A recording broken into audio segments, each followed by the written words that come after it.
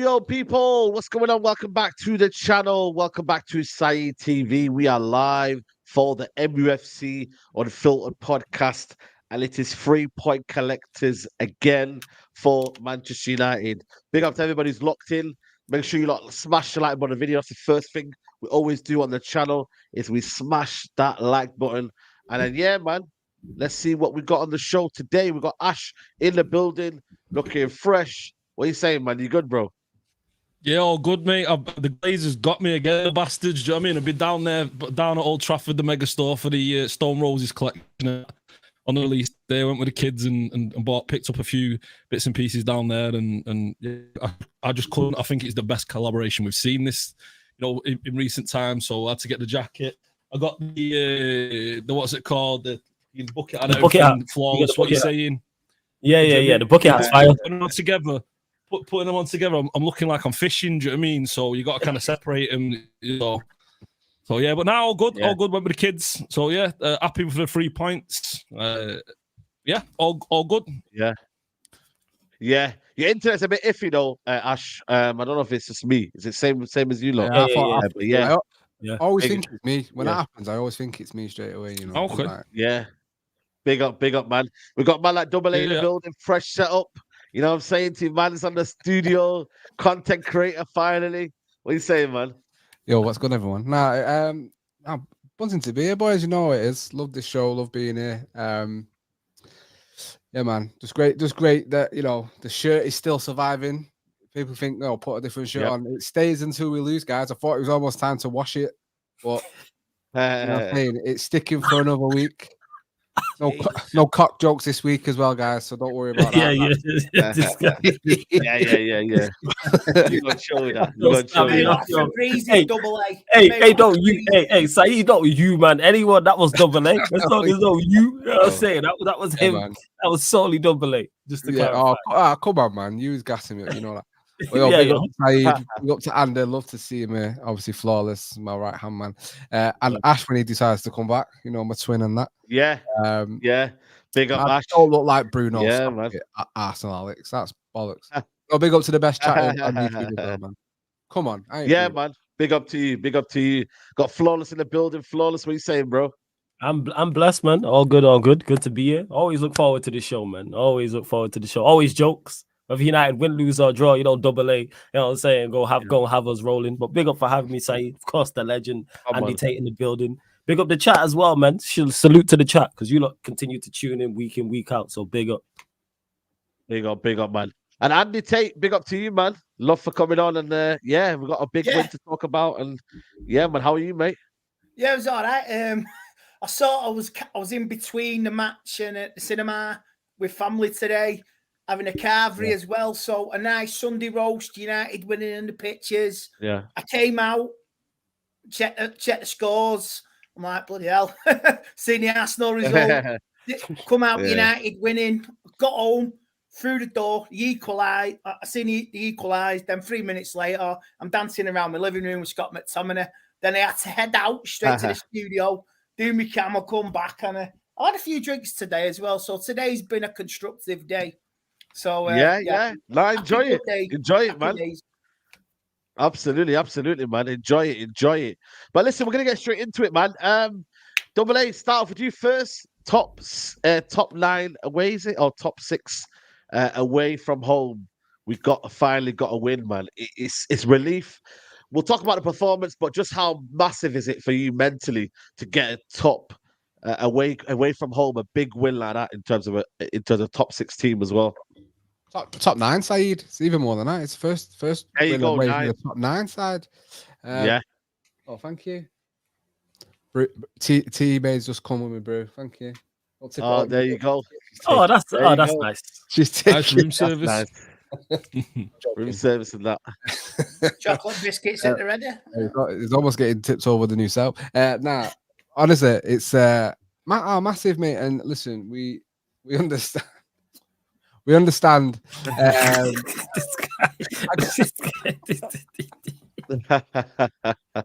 Double A, keep doing that, mate, because I'm in the same boat, mate. I got one of them. That's why I did it. That's love for you, mate. I get it all the time. Well, you could, one word, I love Andy for sure. Now, honestly, like performance aside, like you say, it's important. You know, it could have been 11 points between us and them. It's not. It's 5. We have to just take it. Listen, I think it comes to a point in this season where we have to stop deep in it so much and thinking we have to be perfect. And it's a case of getting over the finish line now. And they beat us there last season. Yes, they're coming off to back-to-back losses at home as well. But we've compounded that misery. It's a great way to do it as well. And we should have lost that game. Let's not kid ourselves. In that second half, they were a far better team. They had the better chances. You know, we really hung on in there, and you know, being positive, and that's what, you know, this new setup double A is going to be positive, right? It's what, like, we did enough to get the points, and that's all we have to look at. Yes, they should have won, but we came out there with the 3 points. We're the ones that are now putting pressure on them Villa and Spurs now. And listen, I did say to you a couple of weeks ago, guys, we're not out of it until we're mathematically out of it. And now we're well in the mix. We have to say we're in the mix to get top 4. 6 points is nothing. 6 points. No. 100%. You're spot on. 5 points behind Tottenham. Villa, and then 6 points behind Tottenham. Obviously, we still have to keep winning. That's the hardest thing you got to do, is you keep on winning, keep on momentum. But flawless, 4 wins out of 4. I think it's unbeaten now, 2024. We can't ask for more. Obviously, we can talk about performance and whatnot, but you know, so far unbeaten in 2024. I know the results have been, you know, against Wigan and them and there, but you got. I was gonna say the shamelessness when I seen that in the title. I was like, I like that though. I like that. I said unbeaten in 2020. Listen, you look at the teams we played. You know, but yeah, man. Listen, it's one of them where I was just kind of like mentally as well to win that game. We needed to win. At one point, I was like, yo, why are we going for the draw here? I seen Onana wasting time. I was like, yo, we needed to win. And we got the win, flawless, man. So what are you saying, man? How are you feeling? Yeah, over the moon with the result. Because it was unexpected. I didn't think we win the game. I actually predicted a draw. I felt we 1-0. Villa losing both games. Both their last 2 games at home. So obviously the game against Chelsea in the FA Cup, they also lost to Newcastle, both 3-1. So I expected them to bring a response. But like I said to you lot before we went live, it was very reminiscent of last season, like the setup, the performance, and it's not the best, but it's much better than it has been, and that's all I've been asking for. I've said all season long, I was like, just go back to what you did last season. Like I say, it's not the greatest to watch. We're not going to put on any stellar performances. We know our attack's limited, so when our attack performs that way, I'm not surprised, I'm not shocked, but you have to take your chances. And what I like about the winning goal was it was a good team goal. The way Varane clipped it down the line to Meno, good control, laid it back to Dalot, very, very good cross, and then McTominay's attacked the ball. And again, what not only is there quality in that move, but that's just effort there with McTominay. Dalot hitting the area, like that type of thing. We need more of that. And when you can just compete in this league, you kind of make your own luck, because for all the possession Aston Villa did, yes, they created some good chances. They did, but they didn't carve us open like a lot. Like there was the chance in the first half, Onana, great save from, I think it was Watkins, and him and Dalot collided. There was a couple others as well, but just because you have 20 plus shots doesn't necessarily mean that you attacked well. I think we had close to 20 shots. None of us, without even talking to any of you lot, would say we attacked well in that game. So it's not necessarily an indication just because you have plenty of shots means that you attacked well. But we got the result, and I said this was going to be the first like big test, and we passed it. You know what I'm saying? Whether you think it was an A star or C plus, guess what? We passed the test. We can nitpick and talk about performances, but we passed the test, and we're just not that smart. We're not an A star student. So why are you expecting A's at this point? Like, look at the team that we have, and you got to credit Ten Hag as well, because the change worked. Because if McTominay gets subbed on and has a disaster class and we lose the game, we're all sat here, including myself, criticizing Ten Hag, criticizing McTominay. So the change worked. And he's going to keep doing this because it worked against Wolves. It worked today against Aston Villa. And now he's going to continue to do it. He's treating him like he's Mauro and Fellaini. Someone said that in my chat, and I was like, that's accurate. Like that's how he's looked. But as long as he's not starting, but man, he is. But defensively decent. Like I said, I was never worried at any point in regards to us conceding like that. It was just more so us keeping the ball. But again, we know what this team lacks. We spoke on it all season long. We're in February. Facts. We know what this team is and what these players are. So, but yeah, over the moon, get the result. But now it's about consistency and kicking on.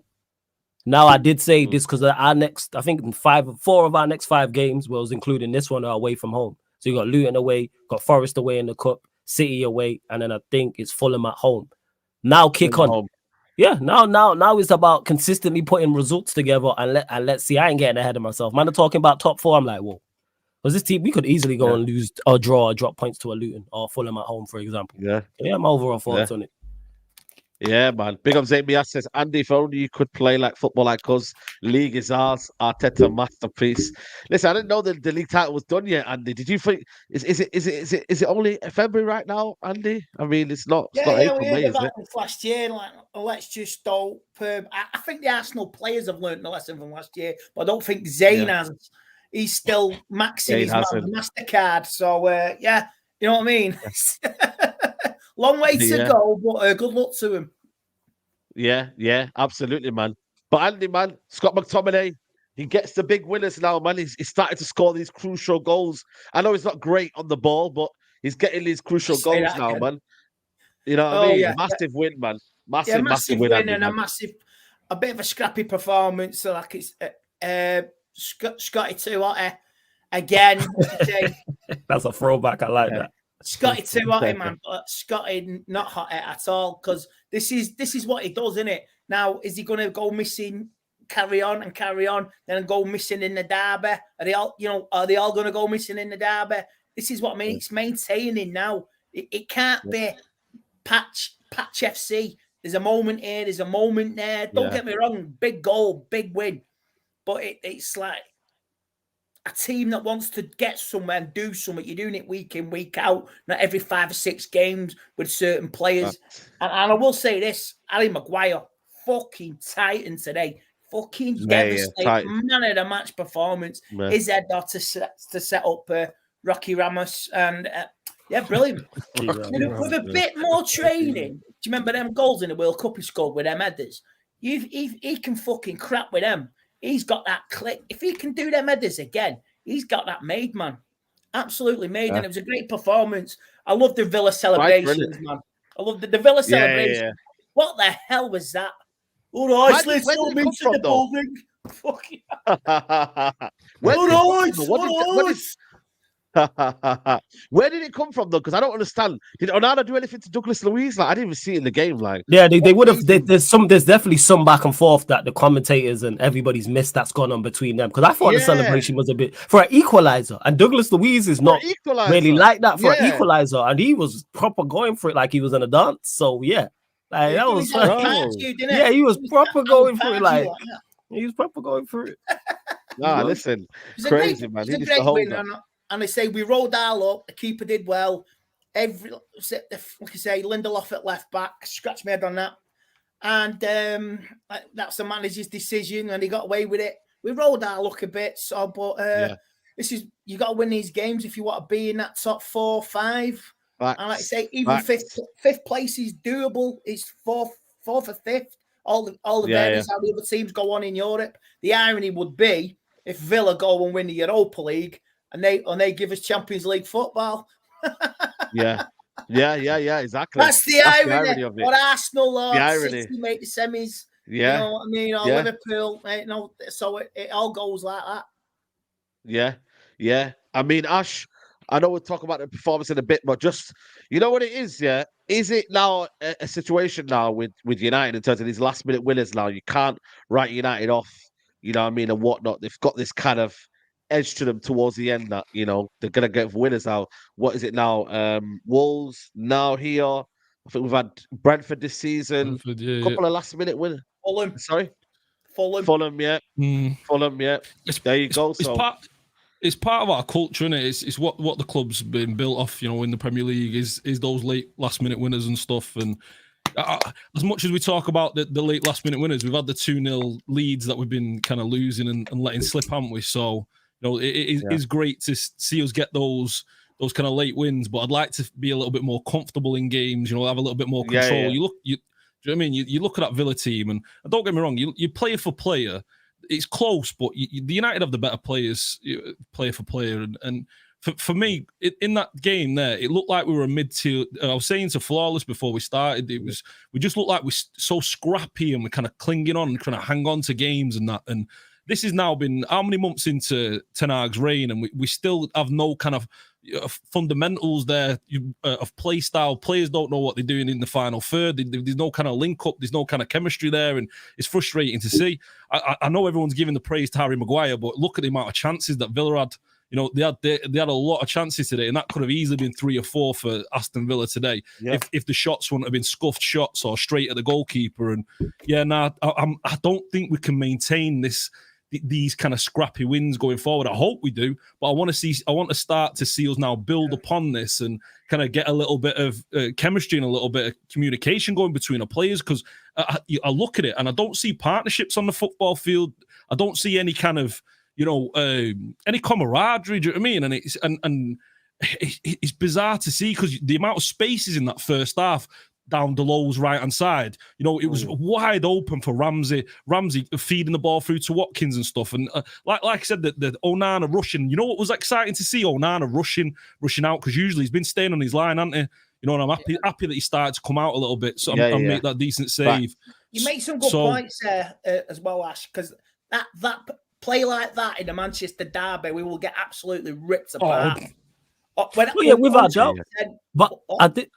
Yeah, hey, go on, Andy. Sorry, carry on. Yeah, 100%. You can't play like that. Give like you say, their wingers space folding, like you say, Haaland. You cannot play as we did today. So it's got to be worked on in the next couple of games. Some team effort together, bondness, and like working like that. Say that sort of performance we did at Anfield. When the chips are down, you can do it. And if we have to do that again and stink the place out, that's the only way to go forward in that game. But let's say that's a game for another day. One of the things that frustrated me today, we have no kind of game control, and it's frustrating to see, because the amount of times where we're in control and we're in the lead, and Garnacho or Rashford, they're rushing and they're trying to score more goals rather than just hold a little bit more of the ball. Try and bring more into play, dominate possession. It happened at the end of, sorry to cut you off, at the end of the first half. Yeah, no, it's like at the end of the first half, it was stoppage time. Like Bruno tried to play a pass, and it's like, why are you trying to clip a pass at the touchline down the line with 3 minutes added on time, and we're 1-0 up away from home? But yeah, can you blame the players though? For me, I'm looking at and this is stuff that the coach should be telling them. I mean, are they not listening? This is something, and I'm looking at Aston Villa, and I see that kind of like the game now, the game intelligence. They're in game when they're on the ball and they're fighting, they're scrapping. The way they put the body in between and they do screens, they block men off and stuff like that. We've not got that, and I don't understand why that's not being coached and that's not being taught. We just look like a scrappy mid-table team at the moment that's getting wins against weaker sides, okay, or even sides around us. Wolves was a scrappy performance. First half was decent. Second half, we were dominated in that second half, and we were lucky, not to have lost that game. It was fantastic, Maino getting the goal and all that, but that was a poor performance, and the rest of the performances. It's just one of those where I want to see what this team's looking like against the Man City. Like Andy's saying, I worry. We play Man City in a couple of weeks, and I worry that's going to be a massacre. Do you know what I mean? Because the amount of chances that Aston Villa had today and the difference in quality, City aren't wasting these chances. They're putting those away, and that's 4 or 5 goals. So we'll see. I'm not hopeful. I would love to see us build upon it, but. I mean, town that day. I think I'll go to Blackpool for the day. By the way, phone on airplane mode. Pellistri just scored against Barcelona. He scored and he's assisted as well. So shout out to Pellistri, man. You know what I'm saying? Yeah, man. For Granada. So he's doing his thing over there, man. So big up to Pellistri. You know what? Let's start off with the goal. Double A, man. Hojlund. That's 5-5 now for Hojlund. I can't lie to you. For me, there was always that concern for me whether, was the shirt too big for him? Kind of almost like, we need a serious number 9 here. I had a few doubts about his positioning. I was like, we need to see more. But you can't give it to him now. He's starting to cook, man. 5-5 now in all competitions for Rasmus Hojlund. Lovely goal, right place, right time. You know what I like about him? He just like he peels away from defenders now, and he just one splash, boom, shot. Like nice, man. Double A. So I can't lie to you, man. He's starting to show what he's made of now and the talent that he is. Bro, sometimes karma Sometimes calm down. Patience is key. He's a young player, yeah. And problem we have at Manchester United is players are judged on transfer fee rather than the player that they are. Yeah. Talking Anthony, talking Maguire for one, but Yeah. Rashford is a young player, and almost every week in his chat when I back him. I know exactly what the talent was there. Like I say, didn't know much about him before he went to Atalanta, but got put onto him from a friend when he went to Atalanta. Followed him since then. This is a kid I've raved about and loved for a while now. And for me, what I love the most about it is historically the last 10 years, not a player Manchester United go for. When are we going and getting these young talents? Because if he stays at Atalanta, let's be honest. Atalanta are one of the most underrated teams in Serie A. They consist. Look what they've done with Adam Lookman, for instance. You couldn't get a sniff. He's gone on there. Get a sniff over here. Everton looked like a flop. He's gone over there, and obviously, he's playing for Nigeria in the AFCON final now. Do you know what I mean? Like, and he looks one of their best players, Atalanta, and they consistently do it. They've got some great players who go on and have great careers. If he'd have stayed there for this season, he's looking at maybe a Juve or a Milan. He's getting a big move possibly there. Or Europe. I'm so happy that we went and got him. And the problem you have now is obviously, like I say, when players are judged on no matter the age, when they are judged on transfer fee, especially when they come into Manchester United as well, it's if you don't hit the ground running, you're a flop. Now that's pretty much what it's seen as, and we've all seen pressure there. Yeah. 100%, and it's always going to be pressure playing for Manchester United. There's even more pressure when you're 20 years old, and you're still learning your game. Not even just the game, you're learning your position more often than not, and you're expected to lead the line in a Manchester United side that we all know struggles to create and help a number 9 become the best version of themselves.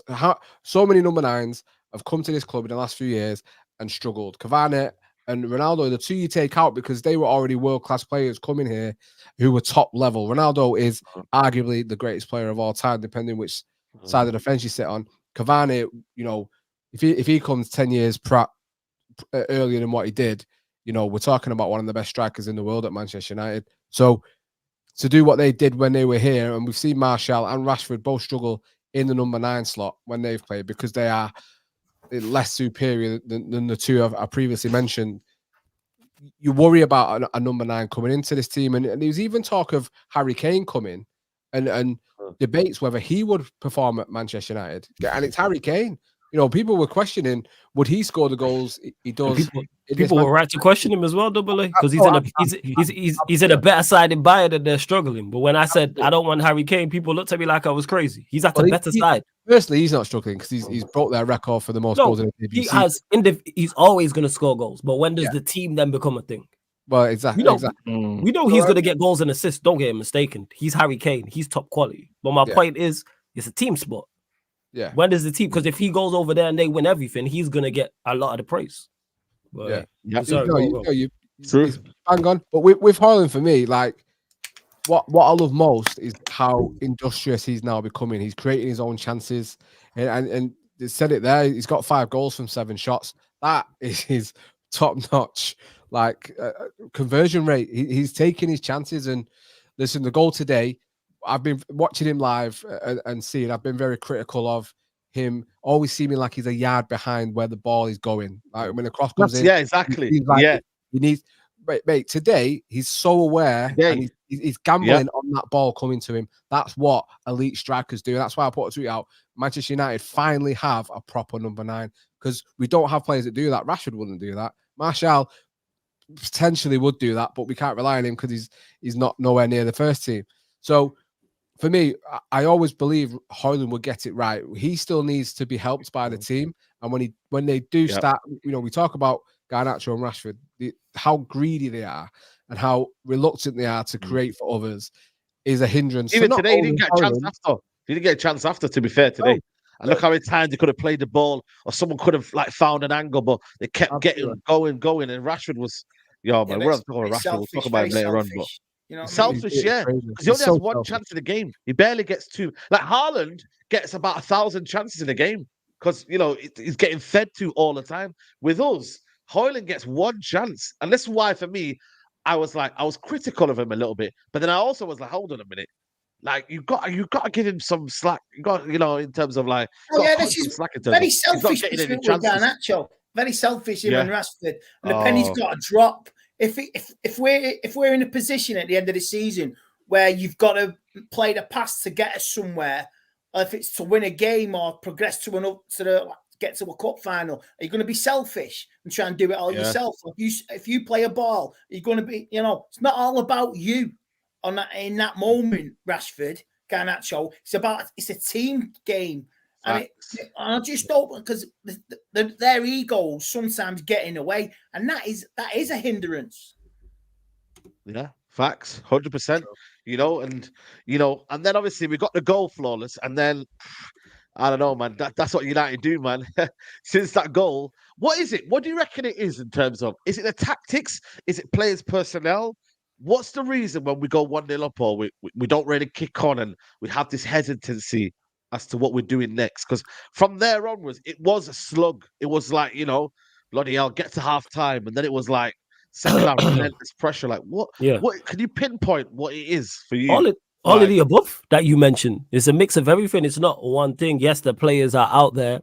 And when we do go a goal up, mentality is one thing. Because I think we've conceded so many times after scoring goals, or we've been ahead and then it's been pegged back to 1-1, for example, then it'll be 2-1 to the opposition. So I think mentality is definitely one of those things. Two, I think it's just skill. Also, when something repeatedly happens, how much more of a bigger sample size do you need to see? And then when you look at the manager, we don't have a manager who's proactive on the sideline. You can see, hey, the momentum's with the opposition. How can I be watching on my TV from home and I go, the momentum's with the opposition? Change it. You don't even necessarily make a substitution, switch personnel, like do something. And then we don't have the players. It comes down to decision making as well to take the sting out of the game. Time waste. Somebody go down, fake an injury for 5 minutes. Get the crowd agitated. Get the players agitated. Just dark arts. Just be sensible. And we don't really seem to have too many players that do that. Apart from today, because I actually thought we was dogged and like there was a determination today. We don't normally have that. So I think it's a mix of everything. And that is the issue that we have. Like none of us were comfortable. At one, whether United are a goal up or 2 goals up, I'm never comfortable thinking, we're going to win this game. Anytime we go 2 goals up, I'm like, get the third. The Wolves game was a prime example of that. We're 2-0 up and I'm like, please get the third. We're 3-1 up with 10 minutes to go away at Wolves. And I'm still not comfortable. I'm still saying get the 4th goal. And then obviously we know what happened. And then Maino produced that great individual goal. So it's a mix of everything you mentioned, Saeed, plus more. It's just everything. That's what it is. For me, it's complacency. Yeah, it's complacency. Okay. Do you know what I mean? They go 1-0 up and they feel comfortable then. They feel easy. I don't even remember under Ollie where we used to always have to concede a goal before we'd start actually playing. Do you know what I mean? It feels like that where we've got to be behind or we've got to be struggling to start playing, and we've not got that kind of that energy and that hunger and desire to kind of go and kill off games. And why that is, why the manager can't drill it in. Is it the players? I'm looking at the players and you see Rashford again failing to track back. Garnacho tracking back, working back and all that. Bruno, honestly, he's headless chicken most of the time. I don't think he knows what he's doing on the football field defensively. He's all over the place. You got Maino and Casemiro who are kind of building their chemistry, kind of getting used to each other and the positions that they're supposed to be taking up on the field. But I don't think it helps with the defenders. I don't think Varane and Maguire help with sitting back so deep. With dropping back, because as soon as we score a goal, they start to drop and we start to get deeper and deeper and deeper. And I'd understand getting deeper, but then you've got to pull in your CDMs, you've got to pull in your wide players, and you've got to set up two solid banks. Do you know what I mean? And being able to defend that, but we don't do it. We look wide open, yet we're deep. So it's madness and it's frustration for me. It all boils down to complacency and a lack of effort and a lack of willpower.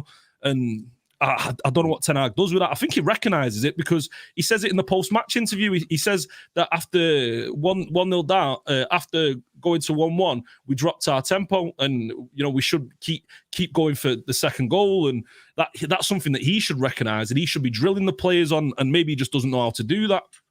And it's frustrating, but it's one of those where Is that going to change? And how does it change? I don't think it does change on this manager. You know, does he bring in a coach to deal with kind of mental issues, keeping them at it, keeping them running, keeping them going? It's a difficult thing to do. But you see with all the big teams, all the top teams, you see with Man City, you see with Liverpool, you see with all the United teams. Do you know what I mean? Just that fight, that doggedness, that determination. And I don't think these players have it, and I don't think this manager instills it in these players, unfortunately. This might be just what Man United are in terms of the lack of control. It might be a situation where we do let teams have most of the ball, and then it's a case of us hitting them on a counter and then, you know, kind of getting something from that. I think that's what it is. I think the control element hasn't been there for me under Ten Hag. You know, I mean, it's been a case of, you know what, we will hit players on a break. We've got players that can hurt them on a break, i.e. Bruno, Rashford, Garnacho. These guys can do that, and then obviously it's up to them to find the fine argument. Are you comfortable with that, Andy? Or you kind of one of them where you want to see a better performance, or is it one of them where United just have to get these wins out of the way and, you know, ultimately performance may come down the line? Like, where's it for you? I think now it's just about getting the results, but I do agree when you get into the final furlong, I want to see some performances, convincing performances between now and the end of the season. Like a team who actually wants to perform, wants to win. Maybe not in the, like I say, the big games. When you say you want to be dominant, you be dominant in the final 5, 6, 7 games of the season. You know what the target is, and you press on. Like you say, it's just about winning and hanging in there. Last 3 games today, and they say it could have gone either way today. Really, let's say. Second half, we got sort of roasted a bit, and we could have easily, even the first half, we could have been like, say, 2-3 down. But it's way football works for y'all, like you say. But if you tell me, like I've said this, if you say, would you lose the derby to get Champions League? I would, and I'm sorry, I'm just being realistic. You know what I mean? Win scrappy, win ugly, but perform better in the games when you know you can get something. When you're up against it, we know what you're capable of. Getting nothing sometimes. So it's just about I want some performances between now and the end of the season, definitely. But I don't know. It's not building anything, is it? It's game by game still, even though we're getting wins. Yeah, that's it. Look at the 3 wins. They're all very different, and they're all very just before Christmas. Mismatch. Double A's, right? Just before Christmas, we beat Fulham, we beat Sheffield United. Before that, we beat Brentford. Then we had that little mini run, and then we got a manager of the month, player of the month was Maguire, Garnacho. That again. This is what. And I don't want it to go absolutely pear-shaped in the next few games. So it's just about 1 game a week, build, learn, to keep going. And we'll have to say it's a week-by-week game. Like I say, there's no Europe for us. So is that a blessing at the moment? It seems to be. It's not. You wouldn't say it is, because you're looking. Yeah, go on. We've had a week off, and they played the other day against Chelsea. They were a better side for the majority of the game. So yeah, I know. You know, all this like people saying they wanted to go out the Champions League group and at the bottom, and so we had more time on the training pitch. How's that working out for you? Because we don't seem to be working or anything. Exactly. But you said there, Double A, about the rest. The rest, that we had more rest than them, and they were the better side. They were the better side because they're the better side. I disagree with that. I don't think Villa are a better side. I think they're a better coach side, and I think they potentially have a better manager. But like Ash said, player for player, they're not the better side. But that ties into my point of what I'm talking about. The manager includes in that, and then that's why I don't give. That's why I don't. I'm not on the viewpoint of when people are like, "Oh, it's complete." Like it's complete because Ash mentioned complacency. I think that's a get out of jail free card for the players. I don't think it's a complacency thing. I think it is a skill set thing. That's where it's from. The managers included in that when I say that the teams are good enough. Yeah, individual for individual, we can talk. But Villa have outperformed us all season long. Even though we beat them today, they were the better side on the day. They've won more games than us. We've lost more than them. I'm sure we definitely scored less than them. I know that much. And they've probably conceded 18 goals. Yeah, and they probably conceded less than us as well, and we beat them. And what are we still 5 points off 5 them? I points think. off. Yeah. But So- give Emery these players, and these players are performing. They're Oh, fighting for him. They're buying in. Do you know what I mean? Yeah. But then that's when the manager, the keys in the title, manage. You are paid extremely well to do an extremely tough job. And even though Ten Hag, give him full credit today because he's actually gone back to what I wanted to see, which was like last season, he's still not doing enough overall when you look at what other managers are doing in the league with other squads and other teams. Can I ask Chris? So Ash, you just said then that if Emery was here, these players would be playing for him. What makes you think that? Because I don't believe they do it for any manager. Like any manager, Ollie didn't do it for. They threw him under the bus. Jose, some of them didn't do it for. Threw him under the bus. Like these players are intrinsically linked to the. You know why you say that. Club. You know why I say it? Because you look at the team now. I think those excuses are kind of you've got to put them to the side now. Because you look at the team, you've got Varane, a professional. Maguire's a professional. He's not a guy who's complacent. Do you know what I mean?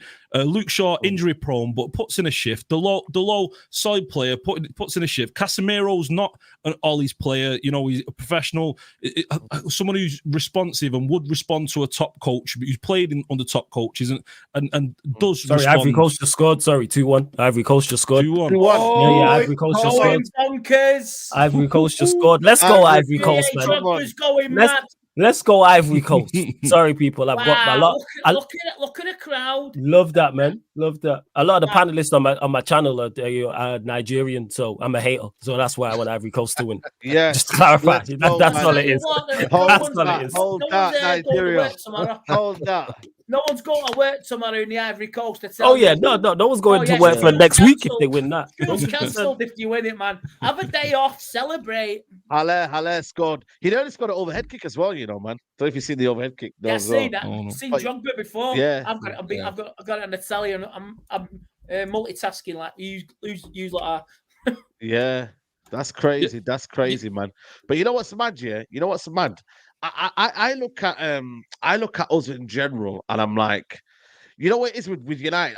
For me, the reason why people say, "Oh, Saeed, you know, you're in the mud." Listen, I'm a United fan, and I celebrate United wins and whatnot, but I'm still looking for more from this United team. I'm still looking for a dominant performance. I'm still looking for a team that got higher standards in it, Saeed. Do you know what I mean? You got higher standards. I just want to see that United are playing a brand of football that we don't have to be living on edge. You know, we don't have to be like, you know, flipping Elmo, what's going on here? That's where my head is at. And that's why I've always been consistently thinking, I don't think the manager is the right man for the job, because I don't feel like he's implemented his style of play onto this team enough, because you're clearly seeing that they're on the edge. They don't, you know, they're sitting back off. And that surely isn't an instruction from the manager. He surely must be saying, right, we want more, we want to score more, we want to do more. Like, you know, and if that's the players, then what's going on? What's translating on the football pitch?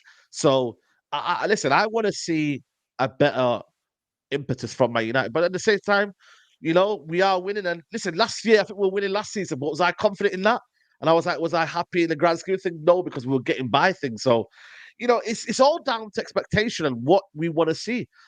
We are getting, hopefully, on the way to top 4, but you know, the performances aren't quite there in terms of where we want to play and the system and the style we want to play in that regards. That's where I think the frustration is coming from majority of us, you know? You look, Saeed, you're looking at you're looking at top 6, top 7, all playing much better football than us. Have they got much better squads? I'm not too sure, but they're all playing a defined style. All of them. You look at Spurs, new manager, De Zerbi. Okay, he's having a bit of a wobbly spell at the moment, but he's got a clear, defined style. You know, he's playing against big teams, putting in good performances, looking dominant in big spells, and you're seeing that with Aston Villa. With the rest of the teams in the top half. From us, you're not seeing it. I don't think this manager inspires his players. I don't think he's giving them anything new to think about. Casemiro, Varane, Fernandes. Fernandes, as much as we go on about, he's over reliance on spamming through balls and just putting balls through.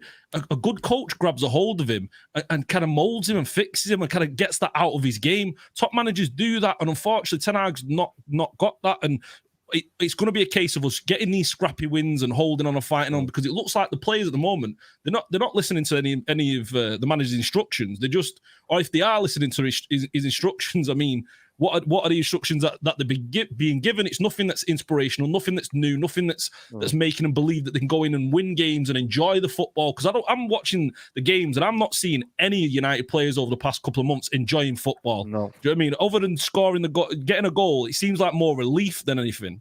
That when we win and when we score, and that's you look at the top managers, you look at the top teams, they enjoy dominating teams, they enjoy getting a hold of the ball, they enjoy just playing for the manager, and the manager's involved as well. When you see Ten Hag involved on the touchline, you just don't see it, and it's one of those. I think it's just going to continue.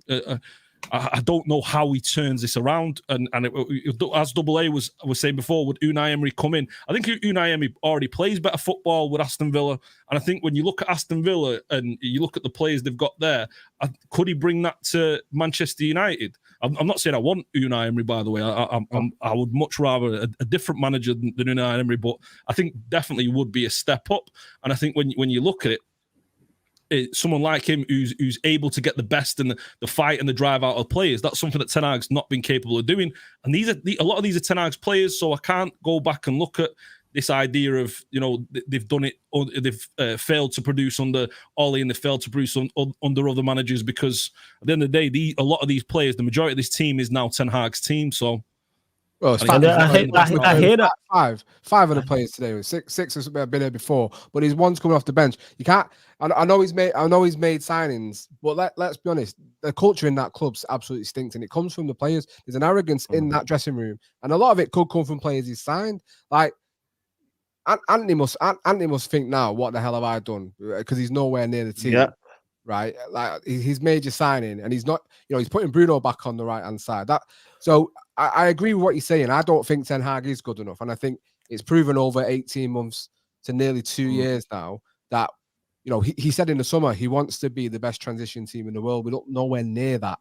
We're passive. We allow games to coast by consistently, and we don't even.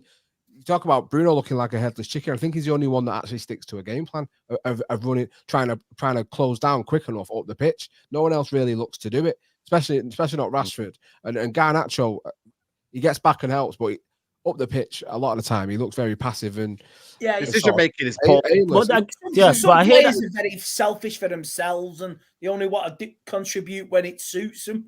It's not working every minute of every second of a game. It's like we say with Rashford not tracking back. I thought Rashford was very quiet today, not helping and defensive on that back four. And you say Rashford's Rashford, like you say, mate.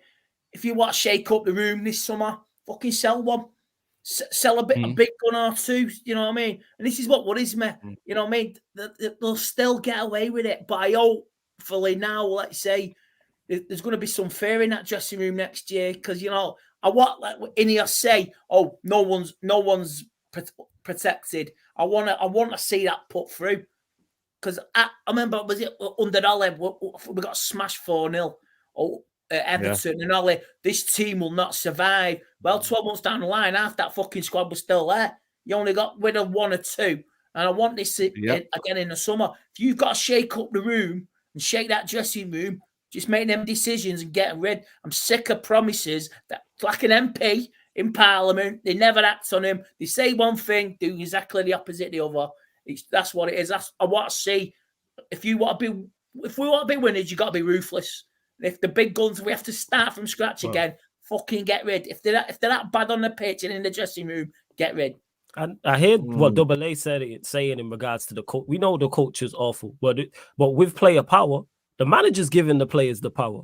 You have the ability, not necessarily to sell anybody, but he can drop whoever he wants to drop, because we've seen it. We've mentioned Anthony, who is his guy. The reason why I'm critical of Ten Hag in regards to this squad is because it's either you're signing or guys you've co-signed and said, these are my players.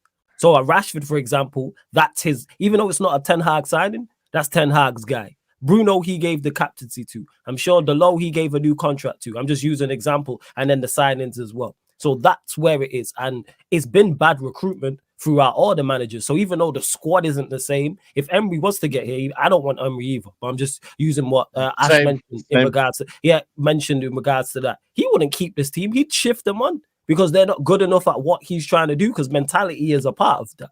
That's why I don't hear that. Yes, a lot of these players need to go, but he consistently played. He came out and said it in an interview. I am going to play, I'm paraphrasing, I am going to play Rashford regardless of his form.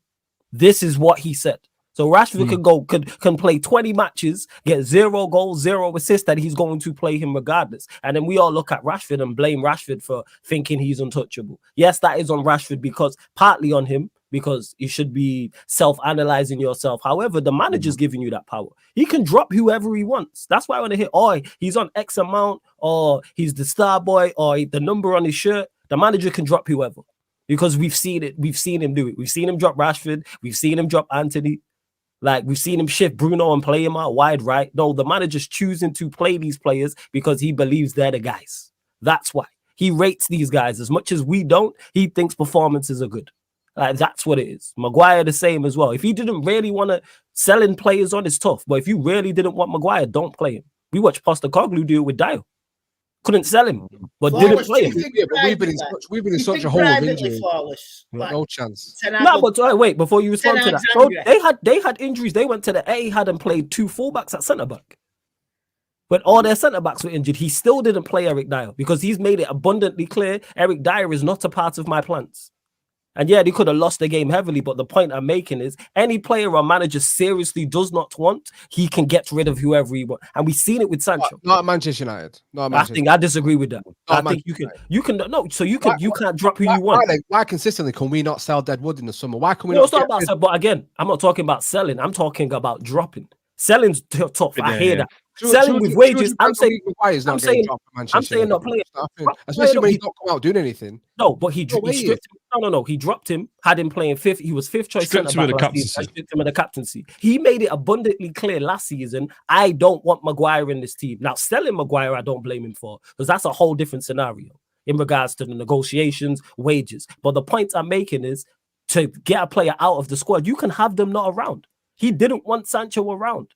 And that was the conversation around how are we going to move him on? But that's only because he wouldn't apologize. It's nothing to do with the actual player himself, because he backed Sancho. He played him all summer. He played him as false 9. He's given him 2 months off, 3 months off to sort his head out. Played him in 3-4 positions. He liked Sancho up until what Sancho did with the tweet or whatever. Sancho was part of his plans, and if you look at it now, if Sancho hadn't done what he's done, he's possibly starting every single week for us. The reason why I think it's different. The reason why I disagree.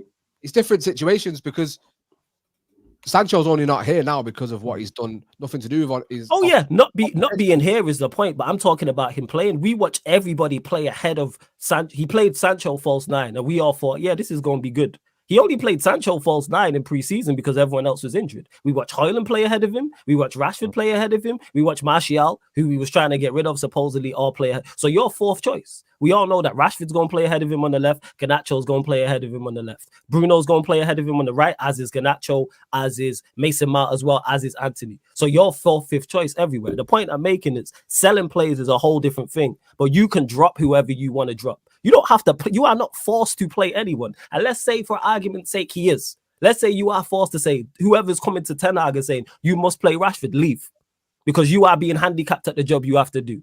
You're being You're a puppet, then at that point. If someone's saying you can't drop Rashford for this Villa game, guess what? You're not the manager. So guess what? Leave.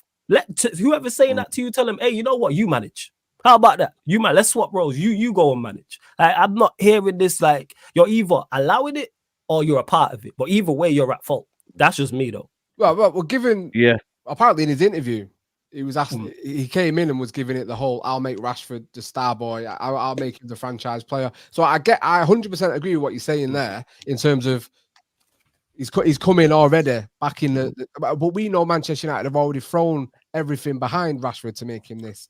Yeah, and that's why he's supposed to boy. He's got ego, but for me as a manager.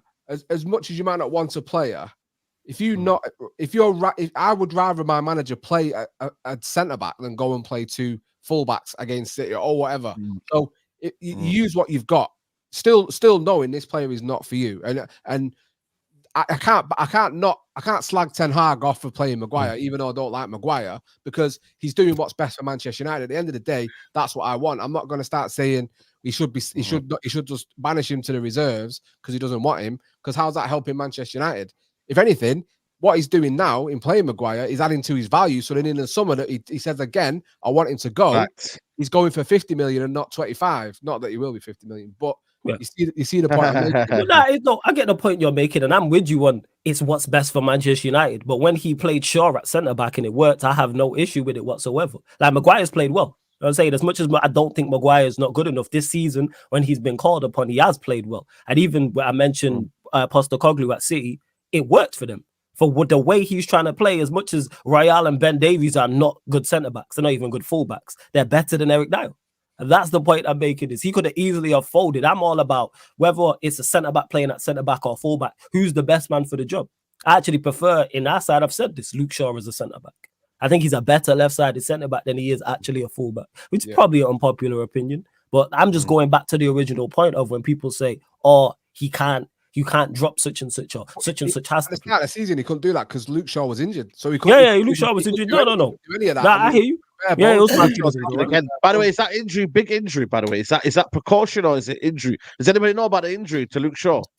Let us know in the chat. By the way, big up JJ Ash. By the way, big up to everyone here, man. Make sure you like the video. We haven't got enough likes on the video. It will help the channel out massively to like the video. Big up JJ Ash says, big up Saeed and Amandem. Hope you enjoyed the 6-0. Nah, listen, that was crazy game, man. That was crazy. Let's get some of your comments.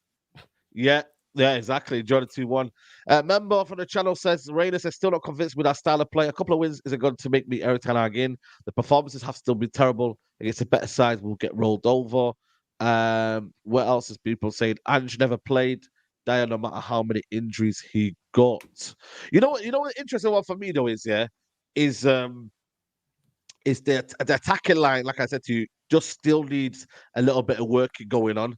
I thought the defense as well today was outstanding. But I also want to give Onana a bit of prop today as well. Like Onana was on form today. I got to give it to him. Yeah, I thought sometimes his kicking out was a bit hit and miss, but Onana today stepped up massively. I mean, this is what you want to see.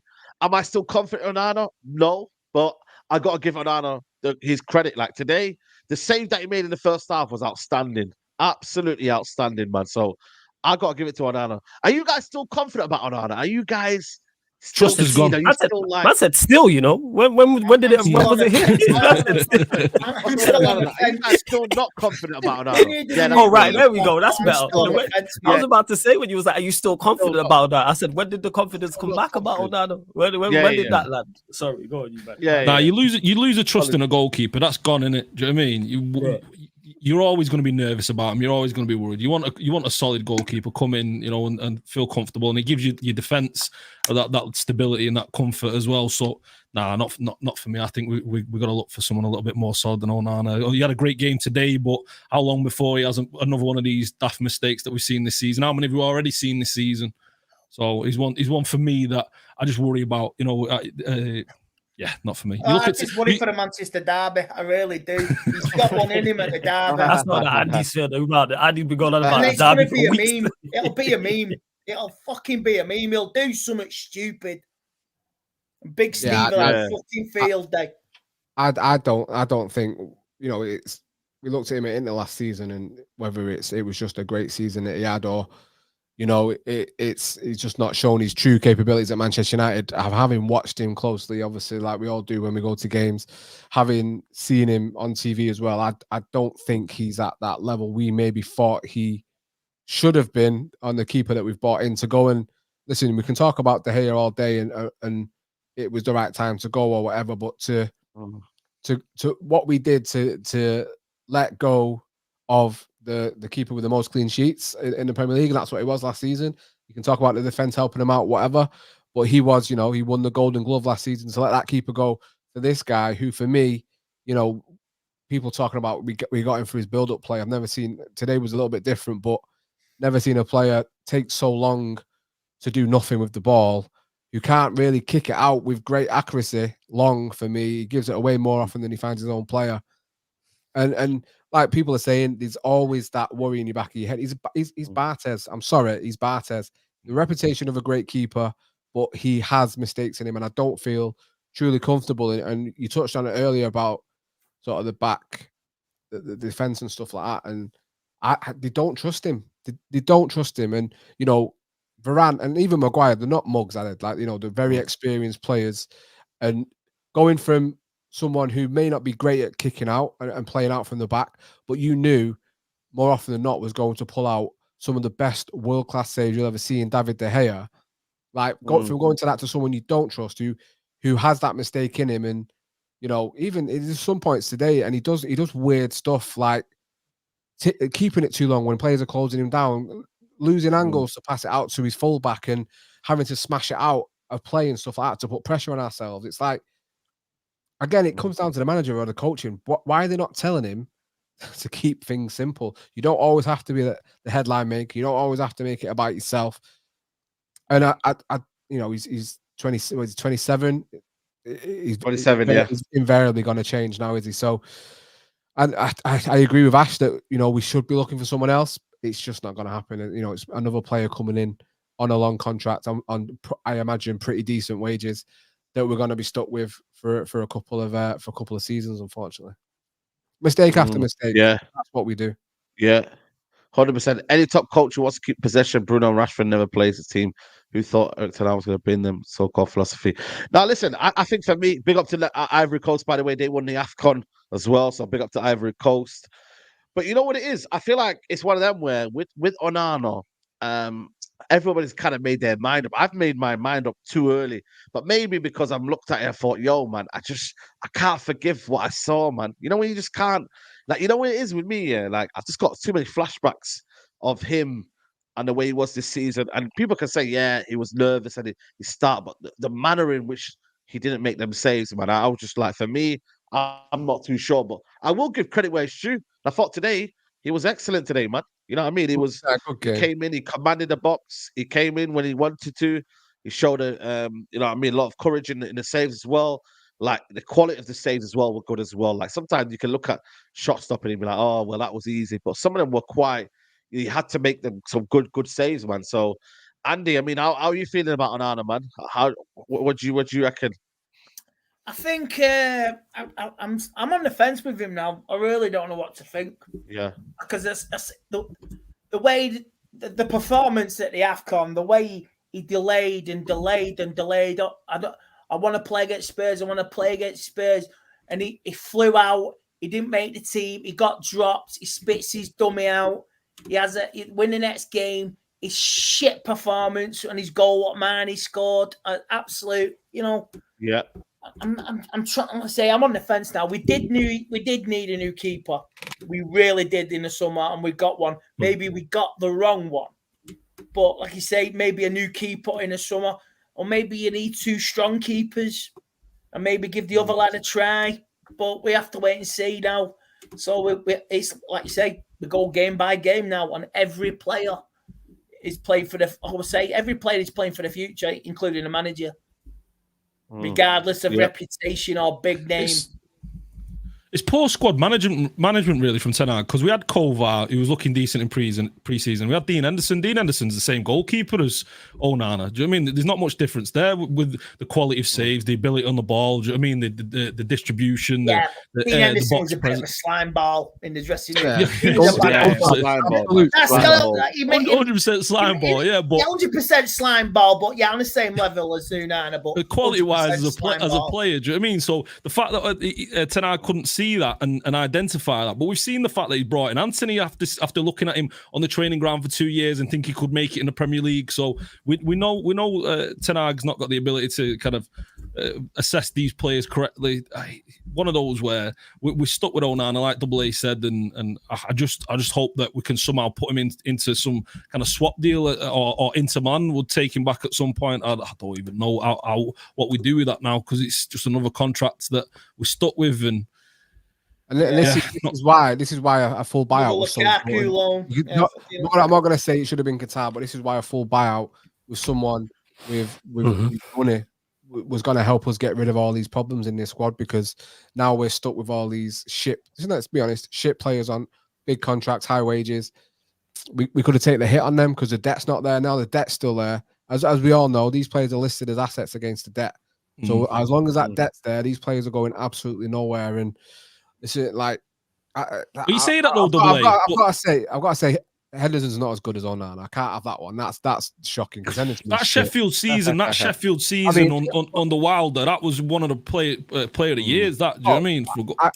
I get that, but then that season when he come back with Ollie for United, he was fucking shit, mate. And Yeah, so's Onana. Do you know what I mean? Same mistakes. They're both bad. They're both not good enough, to be honest. No, they're not. Yeah. It's like saying whose farts stink less. Obviously, yeah.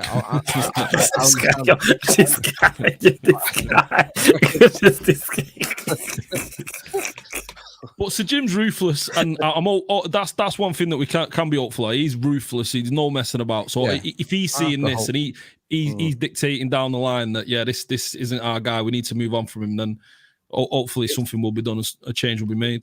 It's where the money's coming from. We're still skint. We can't afford to get Werner for €5 million. I keep coming back to that every time. I want him to get rid of players. I wanted to get rid of get rid of the leaks. Do you know what? Kick out half the media. Ban him. Shitstorm. Samuel Walker. Love that. Praising 1 minute, 5 minutes later on Twitter today. Fucking Costas. Yeah, I know. I didn't get that. I didn't get that tweet. Get rid of some of this shit in that press conference. Fucking ban him indefinitely. I don't give a shit. Yeah. If Ineos won a close shop and be dominant, just fucking do it. To hell with the consequences. Just boot the fucking media out. And like you say, they're not contracted. They're not obligated to let these slime balls, some of these journalists are slime balls to come in and cause trouble. Just boot them out. Let them report. Yeah. Let him do a fucking report from the car park on the laptop. Fucking sit in the car park when it's pissing down with a brolly and fucking do it that way. Binoculars. Binoculars. That'll be fun. You know what's mad, yeah?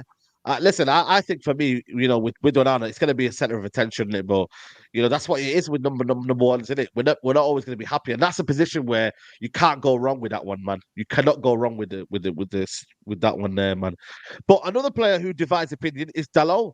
I mean, boy, another solid performance. Listen, I've got. A lot of people say to me, "You're saying you're in the mud and that," you know what I mean? Because you don't rate Dalot and that. But listen, I think he is definitely one of the players of the season so far. Like, for the season we've had so far, he's definitely up there. I mean, who's rated Dalot since day one here? Like, has anybody rated Dalot since day one here? Like, no. fully. I know. Yeah, double A's. We don't double O. I mean, double A. He's a what's it called? That's a rapper. Nah, double O's a rapper. That's why I just had a flashback. Sorry, double A. He's a grime MC, but yeah, double A. We know you're a big fan of Dalot, man. Dalot fan club over there. Listen, the DDL gonna be on my neck. Like three decent games, and all of a sudden we've got Cafu in the back line. Fucking hell. I mean, Saeed saying player of the season again. It's like, so his farts stink the less then in this team. Like, everyone's been shit. Let's not walk around like he's fucking. Like, listen, one decent cross in a game, and all of a sudden there's people putting out think pieces about, I told you, you're in the. Listen, we could do a lot better. Again, it's like saying. I will say this: if he was to stay, I'll say that for fucking Dalot. Again, that's not hard to do. But he's only young though, isn't he? Do you know what I mean? And he's I swear he's not mid-20s. Dalot, he's 24. No, he's 24, 25. Yeah, that's been 20s. That's been 20s. I think what it is with Dalot is we talk a lot about mentality, and that's something you never question with him. I never ever watched Dalot play and I question his mentality, his will to win. Yeah. The effort levels is always there. I've never seen him where I'm like, Dalot's not putting it in today. He's pulled out of a challenge. He's not trying. Like, Dalot will always give you 110%. He's a great outlet down that side as well. From a physicality he can go missing, mate. He's a good athlete. In regards to go, he can go fucking missing. When you say No. But now that's where I was going to go to, because what we are talking about there, that's when it becomes ability. What I'm talking about so far is just from a mental aspect. But where he lacks is the ability. Because I've had this debate before. Dalot is a steady Eddie, but he's a man of many trades and a master of nothing. He doesn't excel at anything. You don't see Dalot in the lineup and go, or defensively, he's got whoever their winger is on lock.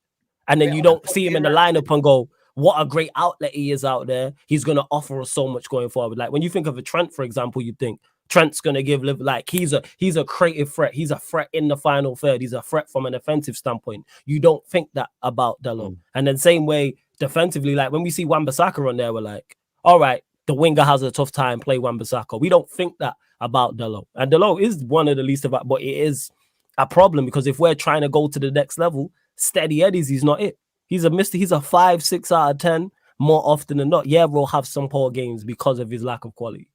But people, I think, do a bit too much because he'll show passion. You know what I'm saying? And you can get gassed up. That's what Speaking of passion, you would have seen him at Old Trafford. You know what I love about him, and completely away from the football field.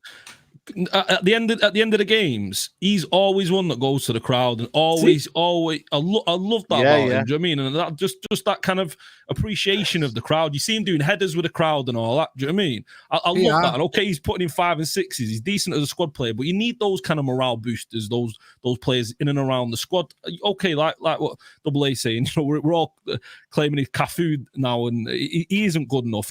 Funnily enough, the best I've seen him play is on the left hand side. I saw him for Liverpool against Liverpool for Porto, shut up Salah, and I've seen him shut up Saka earlier on in the season. You know, left him with nothing. So and I don't understand why he's not tried out a little bit more on the left hand side. Obviously, we've not got Wan-Bissaka. So right that's that's what it is. That's what it is. You mentioned it there. He's a fan favorite, and I get why he is a fan favorite because of how he is and his character, and he's passionate, and the application is there, and that will get a lot of fans on side because they'll say that's what's missing. But what you need to also have is the technical ability and the overall skill set to go with that. You know what pisses me off about him? That he's shooting. Or desperate to shoot whenever he gets anywhere near the edge of the box. I mean, a few times this season, he's been our player who's taken the most shots in a game. What kind of madness is that? Let me say it. There was that story that come out that he stays behind in training and practices his shooting. Like, you're a fucking fullback, mate. Like, why don't you stay behind and learn how to defend and also learn how to cross? Yes, you've got, what 1 in 6 is good, and you still hesitate and still refuse to put the ball in the box. Like, the chat pissing me off. That was a lovely cross. Hey, let Double A go. Go on, Double A. I can be disingenuous about like Diogo Dalot, like I should praise him for being mediocre and being okay for half a season or whatever it is. Let's not lie and say he's been consistently brilliant all season long, because he cost us a win against Copenhagen in the Champions League because he fucking fell asleep at the back post twice and they both scored goals defensively. And what I want from a fullback, first and foremost, is to be brilliant defensively. He's not brilliant defensively. He's lackluster. He switches off and he doesn't have the concentration. And especially against big teams, he goes missing more often than not. Going forward, he's not as great as what people think he is. He can't cross the ball that well. I give him every now and again. He puts in a banger like he did today. He do, like Ash says, he prefers to get up and shoot and score because he thinks that's what a modern fullback needs to do. I will give him his flowers that this season he stands out as being one of the best because we've had so many underperforming players. But I'll give you this: I bet by the end of the season, with the way Rasmus is going on, he won't be the player. He won't be the player of the season because I think Rasmus will overtake him. I even think Mainu's come in and performed better than him so far. What we've seen from Dalot all season, like where I'm standing with it, and this sometimes gets put on the back burner, and you're almost looked down for doing it. I have standards for the club, and I've watched the best players that have ever played in the Premier League play for Manchester United. I want us to get back there. When I look at teams like, and it's stupid to do, but you need to do it because it needs to judge where we are currently and where we need to be. When I look at Arsenal, when I look at Liverpool, when I look at City, does Diogo Dalot get in any of them teams? Does he fuck? And let's be honest with ourselves, he probably doesn't even get on their bench. And I was going to say that, Double A, even if he's not better than them, there should be a conversation about it. Like, all right, maybe you can debate it or he gets in the squad. But sorry, no, I'm agreeing. No, mate, I've pretty much wrapped it up there because, and this is, I guess we'll touch on McTominay because this is again, I'm arguing with a Scottish. A Scottish McTominay, they're out in there. The full force is out there, bro. McTominay, you're out there. With a Scottish guy today, like. If they want to stay and be backups and squad players, Dalot, I'll happily have him on the bench and come on and do bits because he's athletic and he can get up the pitch when legs are tired. But as a starting fullback for Manchester United who want to compete for Champions Leagues and Premier Leagues, I'm sorry, Diogo Dalot does not cut the mustard for me. No way. You know what it is though? I feel like we're being a little bit too harsh on Dalot. I'm not gonna lie to you. I'm gonna give him his credit today. I thought for me, he was excellent today. He has had a good season. I think for me, it just depends on what you guys see in his flaws and whether you believe fullback options are a key element of what we need in the summer. I personally don't see it, but then again, we're always going to have this conversation of, is Dalot good enough when he makes mistakes? Is Dalot good enough when he does this? You know, and Wan-Bissaka, is he good enough to be the number one? Fullback area, Luke Shaw, we've got liability in terms of availability. But That's you know not what's his- key? What you said there, Yes, Saeed. You answered your own question. We're going to keep having conversations about him. If we continuously have conversations about whether a player is good enough or not, and this fits a lot, and this is why there's so many debates with our players, they're not good enough. Hojlund, he's just got here. But if a player's been here 3 years, 4 years, 5 years, 8, 9, 10 years, and there's still conversation in regards to his ability and whether he's good enough, he's probably not good enough. Saying, and let's not forget, like what we talked about. These performances have come against what teams? Do you know what I mean? These performances not coming against, you know, the likes of Man City, Arsenal, Spurs, etc. These performances are coming against the likes of, you know, relegation, mid-table teams. Wigan, Newport, Wolves, who got battered off Brentford yesterday. Like, you did say about Liverpool, mate, and I will give him that. He does have the odd good game. I'm not saying he's a horrendous player. And yes, someone said you're being overly harsh. I think I deserve the right to be, because I've watched Manchester United fail again. And like I said, I'm not going to lower my standards for this football club because everyone else has, and everyone else accepts that these players are currently playing for Manchester United. When I think he's not good enough, I'm going to say he's not good enough. And someone said there before, well, we won the league with Raphael. Dalot could not lace Raphael's boots, mate. Raphael was unbelievable. He actually excelled going forward. When we're talking about excelling, he excelled going forward. He was a threat. Defensively, you could question him, and he could be got at. But going forward, he was he was just as athletic, just as from a physicality standpoint, and he was better going forward. He was a better outlet. Yeah, he was a better player type of thing. I think Dalot, squad player. I think you're right, Double A, when you say that. And I don't mind it is with them three, like with Dalot, with McTominay, with Maguire. They're just good. They're not good enough. West Ham players standards, like Double A says. They're just a bit part player who can fulfill a few games at a time, not week in, week out. And some fans can't accept that you want more. You have to say, well, I know. He's your leading goal scorer. Why can't you? Why do I have to? Why do I have to accept that? So a failed midfielder is now being used as a second striker to come on last minute to score as a goal. I don't want that on Manchester United. I'm allowed to think maybe we should have more. Maybe we should have someone who does that, but then can also actually play a bit of football and can keep the ball and can pass the ball and looks like he knows a bit what he's doing, other than people throwing the ball into the box because he knows he's going to try and get on the end of it. No. I think we're allowed to expect a little bit more from the players that play for the football club. Nobody wanted McTominay in the summer. No big team wanted McTominay in the summer. He was performing. It was only West Ham. West Ham, that was it. Do you know what I mean? And West Ham didn't even really want him. As well. Well, does he? If he goes to West, really want him. If he goes to West Ham now, does he start? No. Judging by today, probably in goal as well. That's shameless, yo. That is shameless. No, you know what's don't now. We ain't just bypassing that, yo. That is shameless, yo. This guy, bro. They need players, man. They need players. They let you get away. And McTominay's the answer. It might have been 5 instead of 6 if McTominay was playing. Yeah, might have been 5, 6. Yeah. But you know what it is though? This is the crazy thing, yeah. We're at a predicament right now where it's good for United, obviously, that they're in form, yeah. But then does it mean that they stay? Like the likes of McTominay and Maguire? No. Do they get going nowhere? Going nowhere. That's what I'm saying. If they keep on performing, like McTominay's got how many goals this season? 7. How many goals he got this season? 7.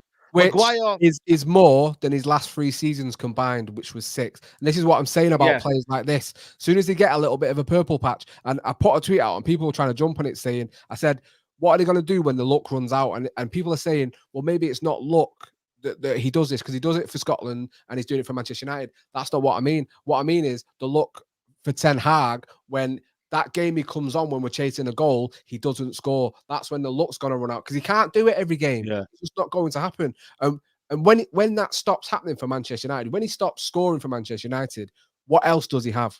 What else does he offer the team other than passion and getting the club and wanting to do his best? Fuck all, because he's not a good football player. He's just good at getting in the box and scoring Darren goals. Fletcher. That's He's all a he's Darren got. Fletcher. He's just a bit. No. Darren was much better than one. Come on, Darren was much Darren better. Fletcher was a top class player, mate. Come on, stop it, Andy. Stop it, Andy. Oh, I'm in a class on a Sunday night. I love it. Nah, I can't have that against Darren Fletcher. Darren Fletcher was class. He was so important. Was it the 09 final that he didn't play? And Fergie said if we had him, we would have beat Barcelona in 09. True. I agree on that, man. Come on. Fletcher could control the midfield. I mean, not control it, but he could take control of a midfield. Do you know what I mean? I don't think I've ever seen McTominay take control of a midfield. He's great at bursting. And he actually excelled defensively. You could trust him.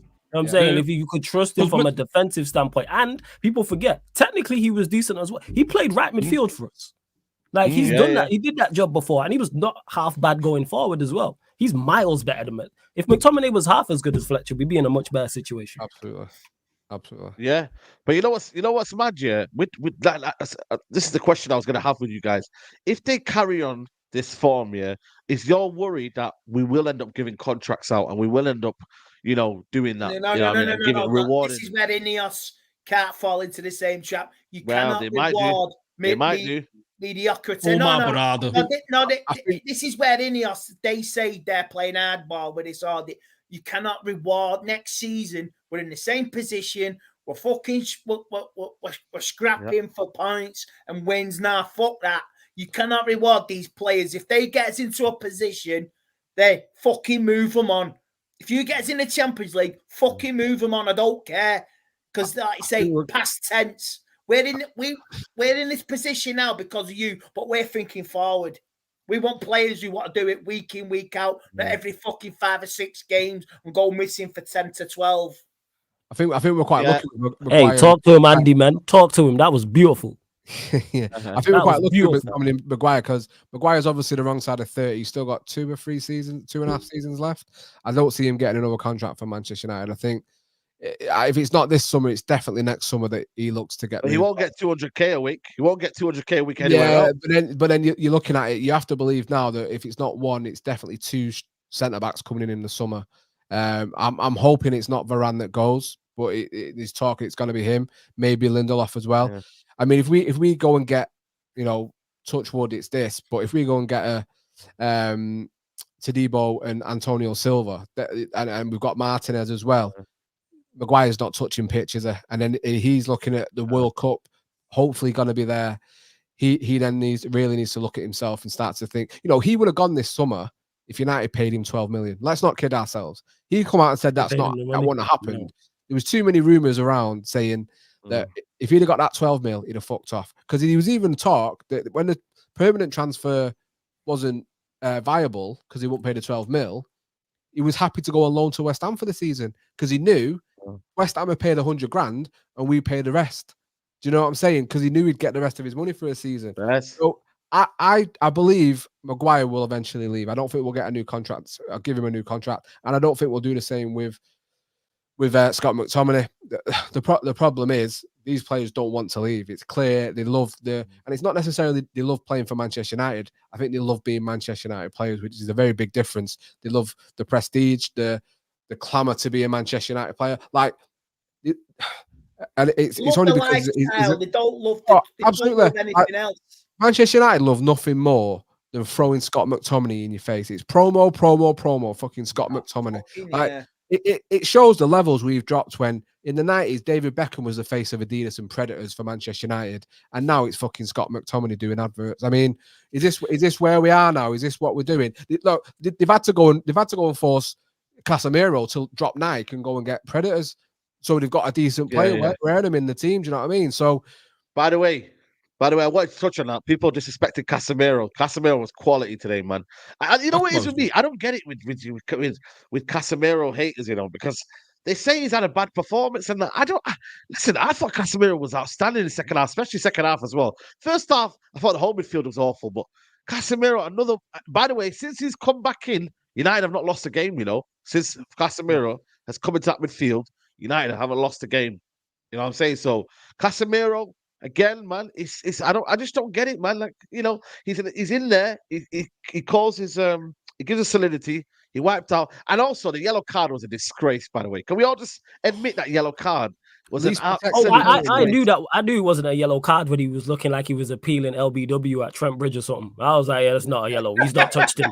That looked like that. I've seen that. I've watched quick like that. 100% looked like he was appealing LBW. Miro, He man. was, yo. He really He's did. I was always like, there, there's yeah. no way. The adamant. There was no way that he touched Cash. And then when you seen it, it was like, yeah, he didn't. We knew it. We knew it. The least protected player in the league, and unfortunately, it Yeah. just seems to follow. That yellow card is always hanging over him, no matter what he does. It's always just going to bite him in the ass. But mate, he's still, for me, he's still a top class midfielder, and I'm so happy we've got him back. There's a reason why, like you say, we've not lost since he's come back.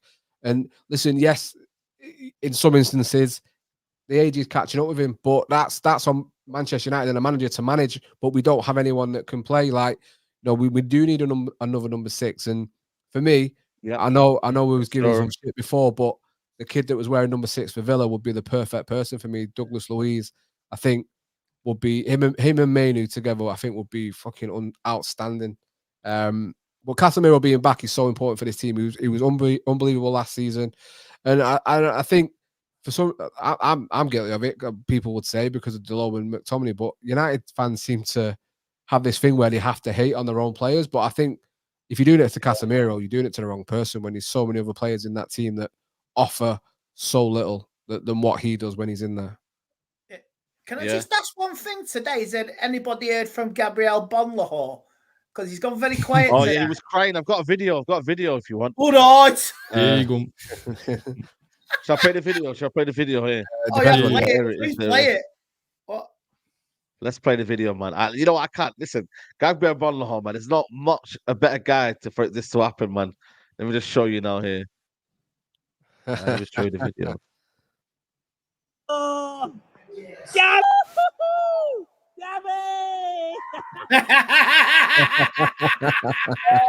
Crying now, he's crying.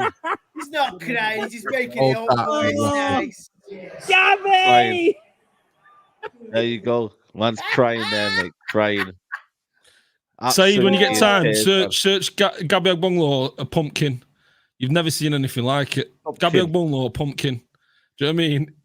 That's his level of creativity. Do you know what I mean? It's fucking horrendous. Never seen anything like it. I need to see this now. You need to He see can that. hold that, man. He can hold that, man. He can firm it, mate. Because you know what, the amount of shit that this guy's talked about United, bro. He can firm it, man. He can hold that. You know what I'm saying to you? Yeah, He can Vinicius absolutely nothing, hold that, man. Really. He's made his career on TalkSport, innit? Do you know what I mean? Just know. slagging off United. That's Yeah. what he's been doing. That's all he Beat does. United once in 22 games. Wow, man. Yeah. Seriously got PTSD from that League Cup final in 2010. Really got PTSD. Facts. You know what I'm saying to you? Like, it's unbelievable. Big up Alex says Casemiro's our best player last year, and fans were roasting him after I left in midfield 1v3. I still think the midfield needs working on, though. I'm still not quite sure because we were getting buffed off the park and whatnot in terms of slicing through.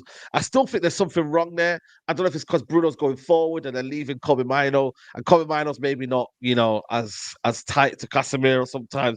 It still needs working at midfield. Obviously, we have to just work on it right now. Next week will be a different challenge again, but it is what it is now. It's not built, Yeah, go on. Saeed, sorry to cut you off, like possession.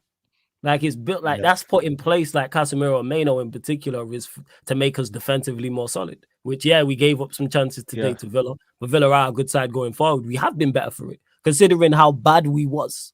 And I think that ties into why Onana, even though he's not good enough, has looked better because you are facing less shot.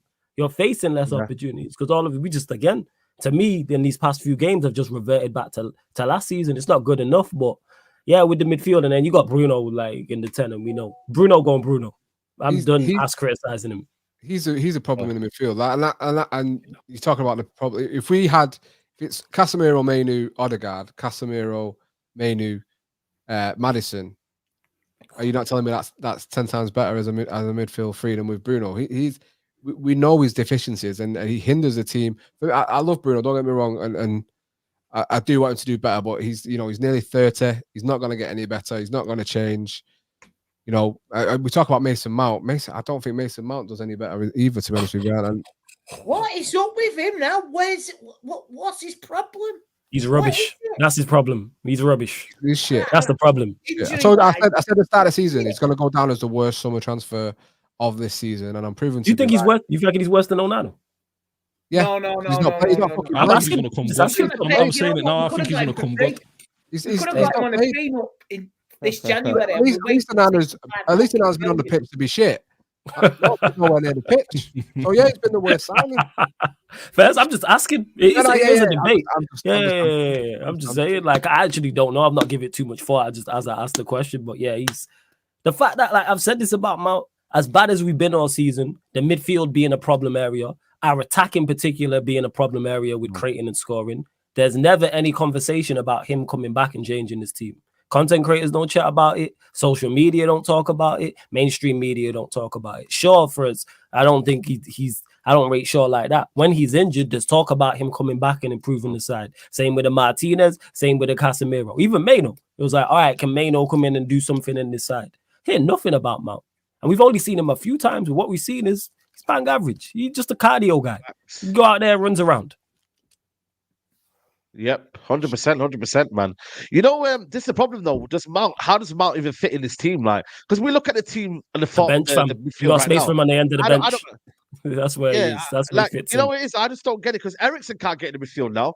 I mean, McTominay don't start. He's an impact player now. I don't know where he even gets into the team. I'll be honest with you. Like, I don't see anywhere where he gets into the team. So Mount, I don't know what he's here for. I don't know what he's what the manager saw, because we got one game a week.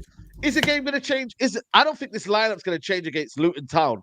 I don't think it's going to change against who we got after that. I think it's FA Cup. Maybe no, it might change that one. It's Fulham. Oh, it's Fulham. Oh, it's Fulham. Then it's Fulham at home. Yeah, then the Derby. Yeah.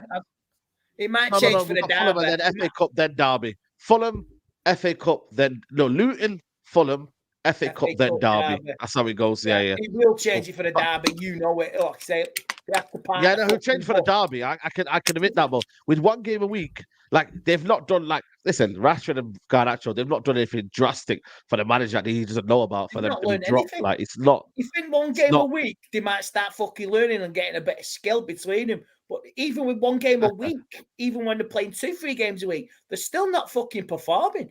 And it's fucking mind-boggling. Like you say, Flawless is right. Fucking mind-boggling. They can't do it 2-3 games a week. They can't do it one game a week.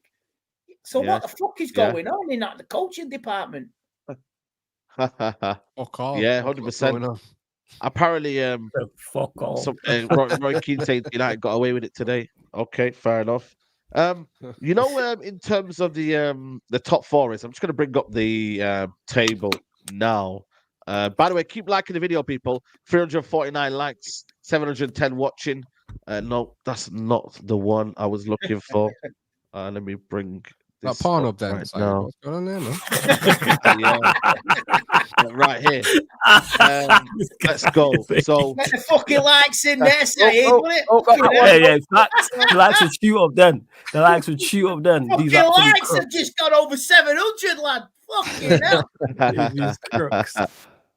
Yeah. But now, listen, what we say now, we're now 5 points behind Villa. Say, please don't do this. 0 goal difference. We did this last season with a title charge with me. Don't do this. Yeah, Steve, please don't do this. I feel this. No. All right, let me block that. Let me block that. Okay, just there then. Just right there. Nah, that's fine. Cool. Yeah, because I don't want to get Andy take giddy, yeah. But yeah, like I said, man, we've created a little bit of a gap between Newcastle as well now, a little 5-point gap there as well. So we go away at Newcastle, yeah? We go away to Newcastle, Sorry? We go away to Brighton. We go away to Newcastle, we go away to Brighton. No, we go at home. We got home Newcastle, home. Home Newcastle, sorry. So we got away Chelsea, away Bournemouth, we got home Liverpool, home Arsenal. Brentford. Yeah, away to Luton as well. So Crystal Palace. So it depends if the season comes in. I think we've got home Everton, we've got Sheffield United. Our next couple of games, when you actually deep the couple of games that are coming up, Luton, Fulham, Man City, Everton, Sheffield United, Brentford away, and then obviously they've got tough April now. You just got to keep winning these games, man. But Is it for you, Flawless, still one game at a time? Like, you can never, ever, like, every game. I'm looking at every game thinking, for me, just focus on that game, and just take it from there, Luton away. As much as people say it's an easy ground to go to, I don't think it's easy at all. Like, it's a tough, tough Luton's definitely not. We've seen Sheffield United game as well. If we progress in the FA Cup, that's off. That's would that be if we beat Forest away? That's going to be a tough game. But yeah, in regards to I'm not getting ahead of myself. I said before this game, this block of games will show us where we are. Because people are like, we turned the corner. Relax. We beat Newport County, Wigan. Like, just chill and take it a game by, like, we're 6 months into the season. Like, we've seen a lot from this team, and more than the vast majority of it, not good. So yes, we've passed this test. Important win. Very, very important win. But now it's about consistency in regards to results, improve the performances and start to back it up. Let's go and beat Luton away. Let's go beat Fulham at home. Go get past Forest. Go compete in the derby. Not even talking about winning against City. Like, I know Andy over there sweating about it, but derby, bro. I've never seen us compete in no derby. I believe that I'm saying. I can switch off on derby day now. Yeah, I've been that level. I've been switched off for the season. It's calm. That's why people are like, why don't you get mad for the derby, mate? Yeah, if they smash us again, fuck it. What? Yeah, you won't see me on a social for the day. Nah, that's right. Because like people say, why don't you get mad at the games? Yeah. You can't break what's already broken. Like, that's what it is. Exactly. And this season is broken. Exactly, like, that's just what it is. So yeah, we'll see. These games will tell me if there has been a turn. Is the manager Ten Hag managed this game well today? His subs work today. The setup work today. He's picked the same team as well. He's playing Casemiro next to Meno, which is what we all wanted to see. So now it's about building on that. Because if he changed it, we'd be here criticizing him. And that's not me saying, I'm back in Ten Hag, I'm Ten Hag again. No, but I can look at things balanced and praise him when praise is due. And we're getting results. But now it's about kicking on, like I said. Because our next game, is it Luton away? Is that the next game? Yeah, it's Luton away. Luton away, Fulham at home, Forest away, City away. All right, so go and perform in those 4 games. And I'm looking in particular away from home. We've got past this beating the top 9 team away from home like that. So that's a good record. That's, again, another step in the right direction. But we are miles off it. You know what I'm saying? We are on the first floor. And this thing is the Burj Khalifa is it in Dubai? Like, whatever the building's called, you don't know what I'm talking about. We are way off. No, where that's tower in Chicago. Is it CS Tower in Chicago? It's that. It is, but like I said, still I'm not getting ahead of myself. I ain't even talking about top 4. I'm like, just string 3-4 wins together. About 4. How about we just get 4 wins? Like, let's just carry on. You said you wanted to mention something really big. Then you've mentioned his tower. You should just mention Maguire's head. To be honest, mate, that's just guy. I thought that was going a completely after last week with your jokes. I thought that was a different one called. Hey, whoa. Yeah. I didn't know where he was going. Yeah. Because last week he was wilding, so I didn't know where he was going with that. Listen, there's a player that we got linked to. I said I didn't want that. His name is irrelevant to everyone. It doesn't. Yeah. But yeah, that's pretty much it. Said still game by game. I'm not getting gassed about it. Do you know what we need to do to get consistency? Yeah. Just quickly, Saeed. Get ready, everyone, because my agenda hat's coming back on. Marcus Rashford needs to get kicked out of this team. He's absolutely. I don't know what it is. One goal against Wolves, and apparently the Messiah had returned. Jesus H. Christ was back amongst us walking. Yeah. And then we saw against West Ham, stunk the gaff out. And again, United are going for a goal. And he gets brought off. And I said it before, he did it against Spurs. Ten Hag, at the moment, for me, does not trust Marcus Rashford to be a game winner. And when it matters most, he's getting dragged off the pitch. And McTominay's come on and scored, which is lucky. He's getting dragged into the bars. He's getting dropped to the bench. And this is your franchise player, 300 grand a week, Manchester born and bred. The lad, the franchise boy, the one you've put all the money behind, everything. The name of Manchester United. Why is he getting dropped to the bench when we need a goal? The sooner he's out of the team for me, the sooner Manchester United can start to try and build some sort of consistency and look like we can try and do it. Because at the moment, he's so frustrating to watch. He's doing nothing. He's not offering anything other than frustration for me, and I'm sick of being served that up on the weekly. There is a future without Marcus Rashford, and it can be good. You know what I mean? Yeah. And if you want to cash in, just cash in. And like you say, if you want to shake the boat, because you say you got many United fan who's just sick to the back teeth of his performances, and you'll get the United fans who absolutely adore him, and he's done nothing wrong. Oh man, can't have this next season. Yeah. Ahmad, if he's not going to be Anthony, at least give Ahmad a chance. Ahmad, nah, he ain't getting no game time. I don't know what's going on with Ahmad, man, bro. You know what I say? Nothing. People think he's your mate, and that's why everyone's like, nah, if he's Saeed's mate, he's getting nowhere near. Saeed's mate, he's out. Yeah. Saeed, you costing the man. You costing the minutes. Is that what's going on, Saeed, man? What's going on I here? wasn't 10 out in the summer. So you know what I mean? You costing Ahmad minutes, What is going on? Man, can't even get when Ahmad was coming back, and there's a coincidence there, isn't there? You can't even get 5 minutes off the bench, though. Bro. You know what I'm saying? In a 3-0 home win against West Ham, he can't even get on. Yeah, you don't even get to hear. I'm not gonna, but yeah, you don't even get to hear. It's 10 minutes. You know what I'm saying? Yeah, some pity minutes. Yeah, man. Yeah, we'll call it pity minutes. Yeah, there we go. You don't get the pity minutes. Amrabat, Lindelof, McTominay, and Evans. Them four, right? Get them out. Four came on, right?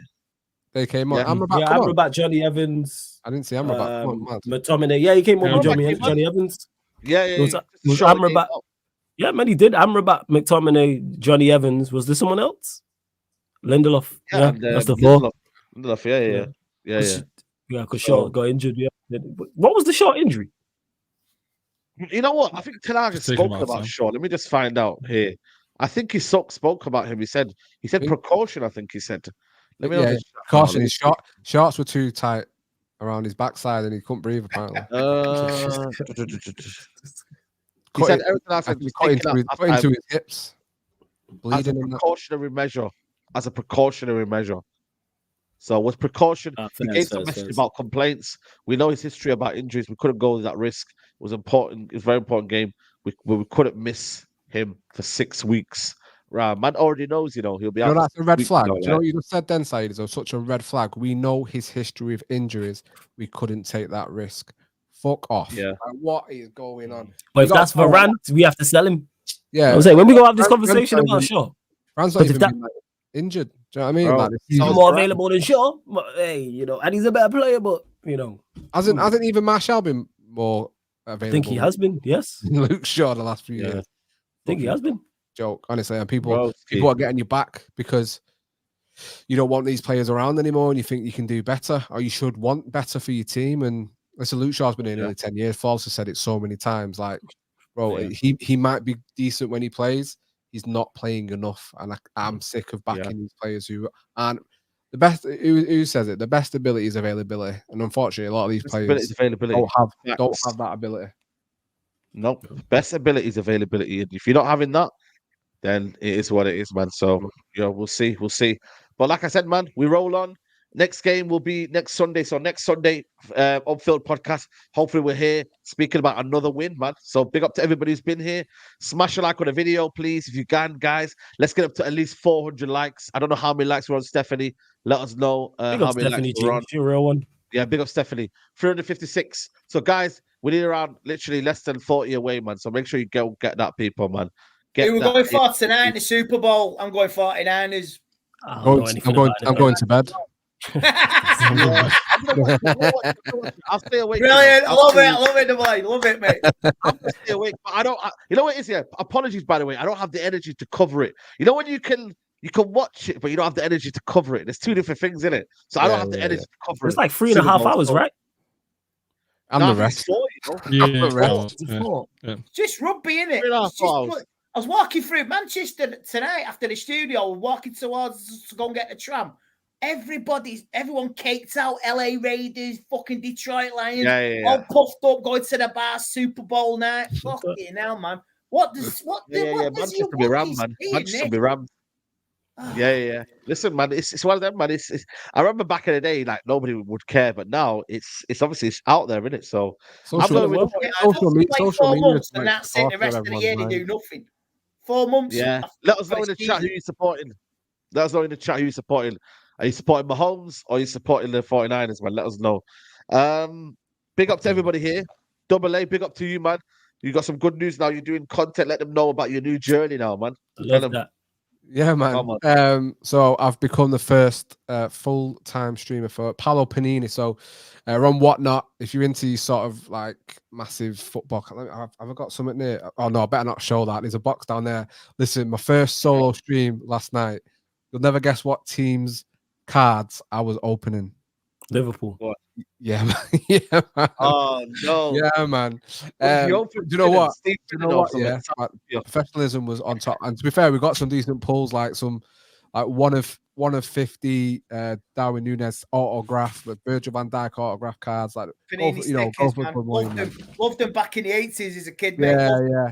Fuck it. 10p a packet. They were 10p a packet back in my day. I could fill an album. It's just good fun, man. When you get the Man United silver badge, you would never put it in the album. You stick it on your bedroom wall. Yeah, man. But I've become a full-time creator for them, doing streams 4 times a week and stuff like that. Like I say, this weekend, my first one was Friday. The first solo one was yesterday. But obviously, I've still got AAFC. I'll still be doing the talking kit as well. Obviously, you can see the kits in the background. Full kit rankers. Oh yeah, that's it, mate. PSA as well. What is it? What's the PSA on that? 10 as well. See, I already know the lingo. I didn't know nothing on Friday. Look at me now, I'm a professional. Mate, I'm big on that. I'm surprised I didn't know. Do you know what I mean? I'm big. I got classic 1980. Billy Meredith. Billy Meredith. Yeah, Billy Meredith. I can't even see the camera. Go on.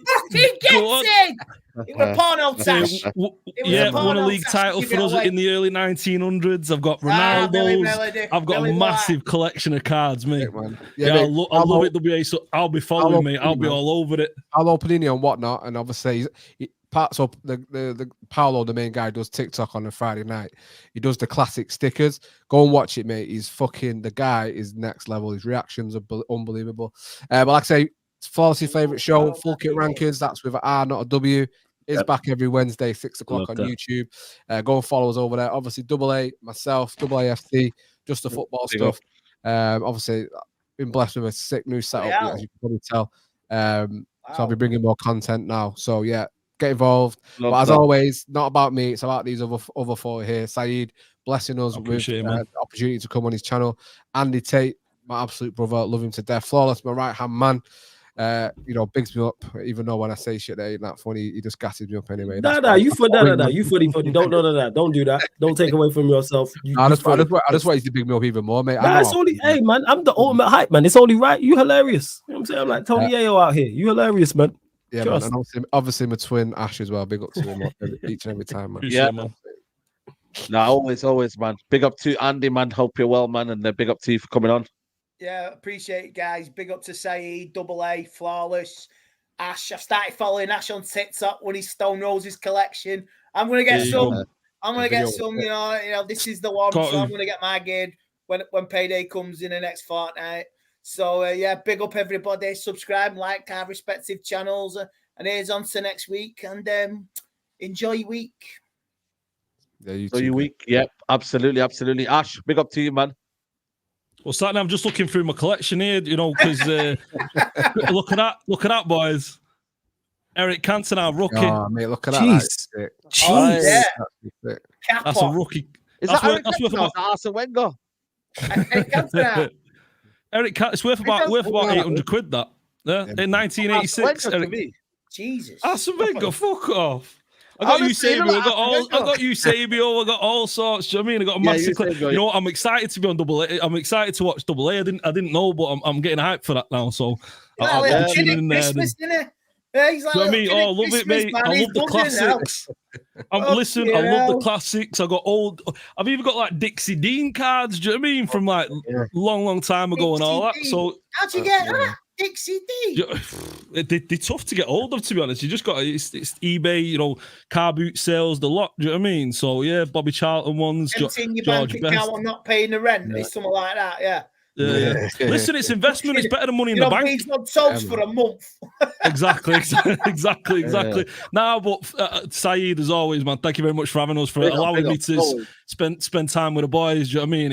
It's always a pleasure with AA and Flawless and Andy. Do you know what I mean? It's one thing I look forward to. As soon as the game finishes, I'm excited to talk about what's going on, and excited for the stream. So, and for the chat as well, for getting involved and sticking around, and make sure, as always, boys, to hit them like button. Do you know what I mean? It's nothing, cost you nothing. It's free. So make sure you're getting the likes in, and we'll do it again next week. And look forward to hopefully smashing Luton. Yeah, absolutely, man. Flawless is going to be live. You put the jigs on now, man. If we're going to struggle next week, fucking hell. I would love a 5-0 next Sunday. Ain't happening. Yeah.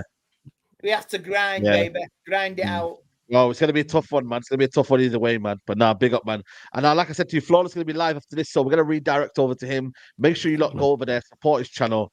And yeah, man, Flawless, what you got coming up, man? What are you talking about on the show? So yeah, people will be sports Q&A. So we'll be recapping obviously the AFCON final with Ivory Coast beating Nigeria. They just did the trophy lift as well. So we'll be discussing that. Of course, Manchester United as well being beating Aston Villa, the Arsenal game, plus answering questions from the chat. And I'm just dancing on the grave because, like I said, I needed Ivory Coast to win today because I say all my Nigerian co-hosts, so they're in the mud.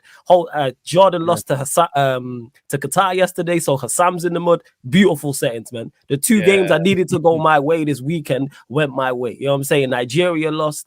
Nigeria lost, Jordan lost. Beautiful settings, people. You know what I'm saying? Yes, I am a professional hater. Here we are.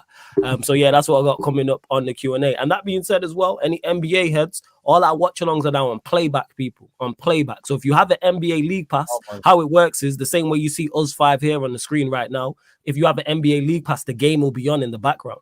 So you'll be synced up with us. I'm going to do some giveaways in regards to some opportunities and chances how to get NBA League passes as well, because they've gave me some to give away, people. So get over to Sarcasm City TV. That's playback. Just download the app. It's free as well. Trust me, it was on there yesterday. Steph Curry hit a game winner. It was fire. But as always, Saeed, big up for having me, man. Much appreciated. I can only echo what everyone said as well, man. Double A, Ash, Andy. Like, I love this show. Whether United win or lose, and more often than not, we've not performed well. I feel better after the show. So yeah, man, and shout out to the chat as well. But run up the likes and subscribe. Yeah. No watch along, people, man. I'm just gonna watch it and chill. But yeah, go check out Sarcasm City. On Flawless's channel, everybody, and watch it. Yeah. Love. Yeah, absolutely, man. And then obviously midday live tomorrow at midday. So make sure you check it out. But we're out, people. MUFC Unfiltered podcast. Take care. Bye bye.